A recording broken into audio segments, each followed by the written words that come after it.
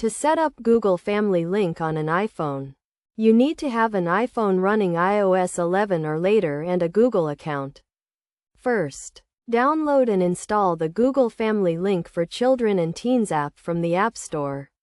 Once installed, open the app and sign in with your Google account.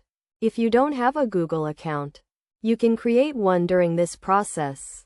Next, you will be prompted to create a family group, which will allow you to manage your child's device and account settings.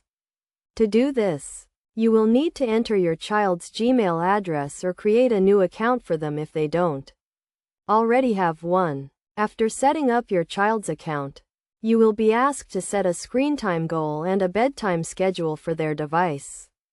You can also choose which apps your child can use and set limits on their screen time.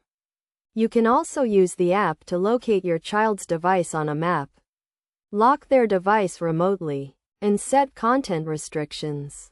To complete the setup process, you will need to have your child sign in to their Google account on their iPhone. Once they have signed in, you can use the Family Link app to monitor and control their device and account settings. It is essential to note that the Google Family Link app is designed for children under the age of 18.